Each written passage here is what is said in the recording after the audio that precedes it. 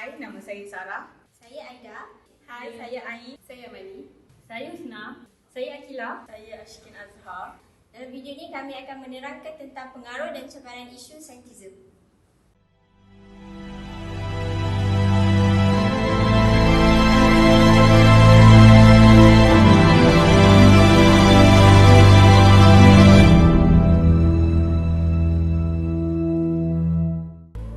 Apa itu saintism? Saintism meletakkan sains sebagai satu-satunya kebenaran. Penemuan saintifik ni dia tak hanya merangkumi fenomena kejadian alam je. Sebagai penganut saintism, setiap behavior manusia, moral manusia, kepercayaan manusia pun ada penjelasan saintifik dia. Maksudnya dia nak saintifikkan semua benda sampai tahap kalau sesuatu benda tu tak dapat dibuktikan secara saintifik ataupun dia berada di luar alam saintifik, dia dianggap fantasi dan karun. Saintism ni dia baru ada pada abad ke-20. Bagi orang saintism, agama, benda metafizik adalah karun. Saintism ni dia membuatkan sains ni dia jadi tidak sihat sebab kerana sains ni aktiviti bagaimana untuk mempelajari dan memahami alam. Saintism pula adalah preview atau pandangan alam manusia yang menjadikan saintifik atau sains itu sebagai authority ataupun absolute truth diorang. Antara tokoh-tokoh ideologi saintism ialah Auguste Comte. Beliau merupakan tokoh yang mengeluarkan idea sosiologi di kawasan Eropah sekitar tahun 1900 dan terus berkembang dikenali sebagai sains moden. Sosiologi yang dibawa oleh Auguste Comte ialah menerangkan pelbagai maklumat yang hanya boleh didapati termasuk interaksi sosial, masyarakat dan kehidupan manusia. Saintism dapat membawa manusia bahawa maklumat yang hanya boleh diperoleh secara saintifik sahaja. Beliau membawa cara perkara asas manusia untuk masalah yang dihadapi oleh manusia. Beliau mempercayai bahawa maklumat yang sah boleh dipercayai melalui panca indera sahaja dan tidak ada perkara yang boleh membatasi jangkauan manusia serta tiada metafizik yang boleh menuntut sesuatu perkara. Seterusnya, Charles Darwin. Berdasarkan fahaman Charles Darwin, hidupan atau kehidupan yang wujud ini berasal daripada kehidupan atau spesies yang hidup pada masa dulu. Darwin menjelaskan bahawa manusia tidak diciptakan secara semula-jari oleh Tuhan. Sebaliknya, semua makhluk dan manusia ini adalah berasal dari nenek moyang yang sama. Darwin menganggap manusia berasal daripada chimpanzees iaitu kera dalam bukunya yang berjudul On the Origin of Species by Means of Natural Selection, menetapkan teori evolusi melalui garis keturunan. Menurut Adnan Oktar, teori Darwin adalah tidak berdasarkan penemuan saintifik, malah beliau hanya menggunakan akal semata-mata. Ianya dikategorikan sebagai saintism kerana telah melampaui disiplin ideologi serta agama itu sendiri. Proses kejadian manusia telah diterangkan dengan jelas di dalam Al-Quran dan begitu juga dengan sains. Ajaran Islam telah menerangkan bahawa kejadian manusia adalah daripada Nabi Adam yang merupakan manusia pertama yang dicipta dari tanah oleh Allah. Golongan saintism ini menolak sehabis baik dengan penemuan ini. Okey, sekarang saya akan terangkan pengaruh saintism terhadap negara. Sejarah kuasa asing seperti British merupakan yang terawal menjajah Indonesia. Perjanjian Bangkok yang ditandatangani pada 20 Januari 1894 berkaitan dengan perjanjian ini, pihak Inggeris terus terlibat secara langsung dalam urusan pentadbiran dalam negeri Melayu. Campur tangan residen Inggeris telah menimbulkan rasa tidak senang di kalangan orang Melayu, terutamanya golongan istana yang tidak senang apabila kuasa mereka telah hilang sedikit demi sedikit sehingga menyebabkan orang Melayu di Perak mula bertindak memerangi pihak Inggeris. Pada masa kini, perkembangan teknologi maklumat yang semakin pesat kini dunia kelihatan kecil dari segi hubungan manusia. Antara kemasukan saintism di Malaysia ialah budaya asing yang mempengaruhi masyarakat setempat. Di dalam era modernisasi yang sedang berkembang maju sekarang ini, masyarakat lebih terdedah kepada pengaruh budaya luar, terutamanya pengaruh barat. Okey, seterusnya, fenomena globalisasi semakin berkembang dan proses penyebarannya semakin cepat dan luas berbanding dahulu. Dunia sudah semakin maju dengan adanya kecanggihan teknologi, segala maklumat boleh didapatkan dan disebarkan dengan luas dengan hanya menekan sesuatu butang. Antara pemakin di dalam era globalisasi yang masa kini ialah internet. Melalui internet, segala maklumat yang dihasilkan di manapun di dunia ini dapat dipindahkan dan disebarkan ke masyarakat di bahagian dunia yang lain. Ini merupakan salah satu usaha untuk golongan saintism menyebarkan dan mengembangkan ajaran saintism di kalangan orang lain, terutamanya anak muda yang masih belum cukup pengetahuan dan kearifan dalam isu ini. Hal ini boleh mempengaruhi bina-bina anak muda yang sering melayari internet pada masa kini. Akhir sekali, para saintism mensasarkan para pemimpin negara Islam untuk menyebarkan ideologi saintism bagi tujuan mempengaruhi masyarakat setempat, menjadikan ilmu sains bertentangan dengan ajaran Al-Quran dan As-Sunnah. Seterusnya, saya akan menerangkan tentang pengaruh saintism kepada masyarakat. Ada 3 isi yang bakal saya kupas. Yang pertama sekali, pemikiran masyarakat akan bergantung kepada pandangan sains yang efektif. Apakah yang dimaksudkan dengan pandangan sains yang efektif ni? Kita tahu saintism ni mengetengahkan bahawa keyakinan dan kepercayaan mereka adalah melalui kaedah saintifik sahaja yang paling sahih. Maksudnya mereka menggunakan kaedah saintifik untuk mendapatkan data dan seterusnya data itu menjadi fakta yang kukuh atau sahih. Hal ini diajukan oleh ilmuwan barat yang secara halus memperluas ideologi melalui media sosial. Pada era kemajuan teknologi ini, masyarakat mudah mengakses pelbagai maklumat di dunia jari dengan kecanggihan komputer dan telefon pintar yang menjadi pilihan ramai.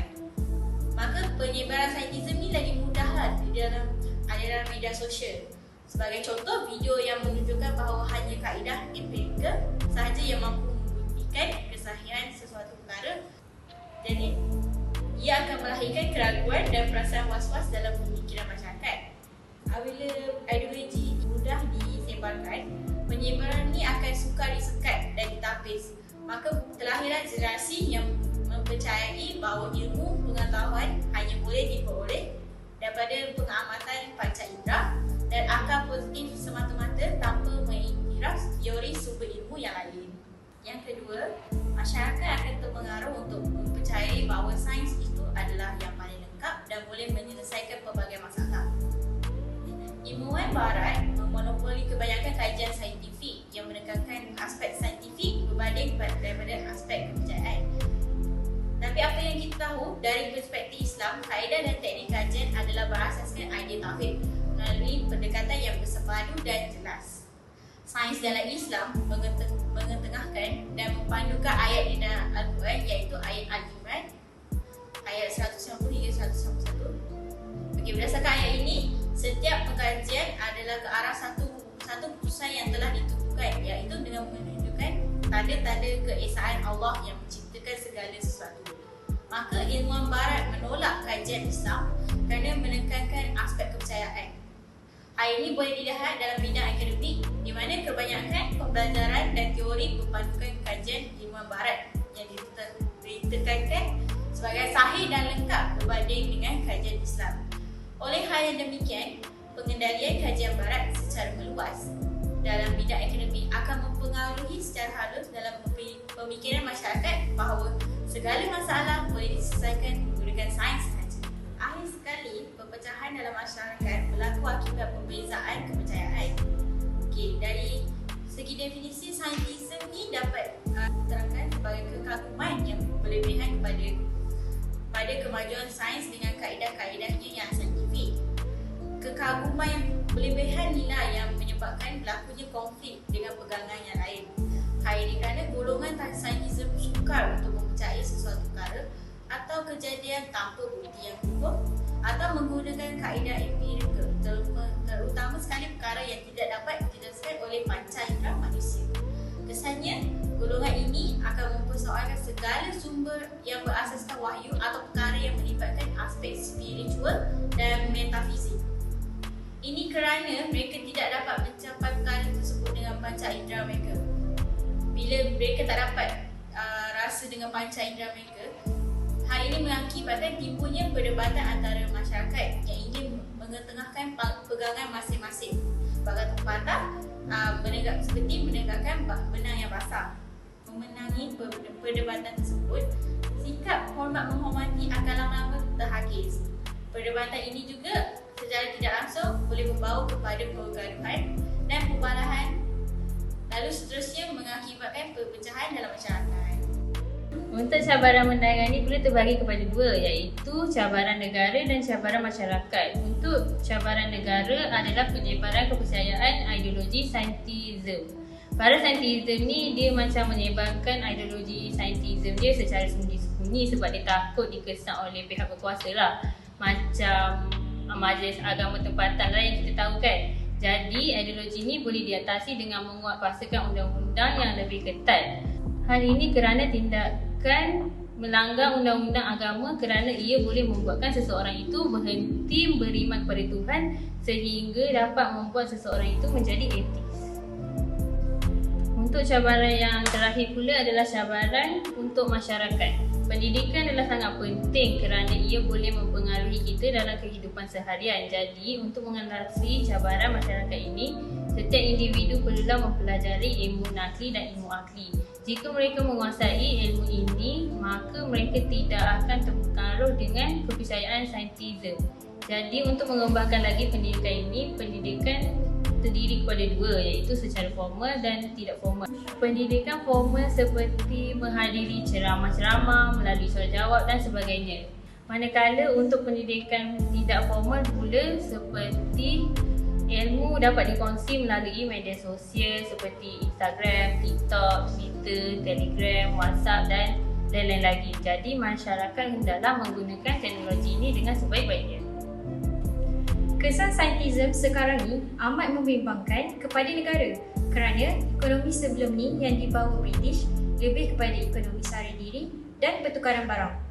Daripada hal ini, benda ni menjadikan persaudaraan etnik dari perspektif ekonomi yang menunjukkan orang Melayu ni diorang kena diasingkan kepada pertanian tradisional yang berskala kecil. Untuk orang Cina pula, diorang kena berkecimpung dalam perniagaan dan orang India bekerja dalam pertanian. Disebabkan perpecahan kaum ini, wujudnya krisis antara tiga kaum ni dan itu memisahkan mereka semua. Seterusnya adalah kesan bagi orang yang mempunyai ilmu agama yang cetek akan menganggap agama ini menyusahkan penciptaan dan pelaksanaan teknologi, di mana bila diorang nak menghasilkan teknologi ini tanpa merujuk Al-Quran dan Hadis. Diorang juga tak mengiktiraf kepada mereka yang berpengetahuan agama, tapi lebih memberi pengiktirafan kepada ciptaan yang nampak. Dekat sini, umat Islam akan jatuh jauh berbanding negara lain yang lebih maju. Sebagai kesimpulan, ideologi saintisme telah lama diguna pakai di dalam pemikiran manusia. Namun dengan fikiran yang waras dan pegangan akidah yang kuat, mampu mendorong seseorang manusia untuk menepis saintisme kerana ilmu sains tidak mampu ditegakkan eksperimen dan uji akal semata-mata. Oleh itu, pengaruh para ilmuwan dan agamawan sangat berperanan penting agar tidak membiarkan masyarakat lain mengamal serta terpengaruh terhadap ideologi saintisme ini. Hal ini kerana ideologi saintisme ini tidak sewajarnya dijadikan pegangan, terutamanya sebagai seorang Islam. Kita sendiri tahu bahawasanya Allah yang mencipta alam nyata dan juga alam gaib.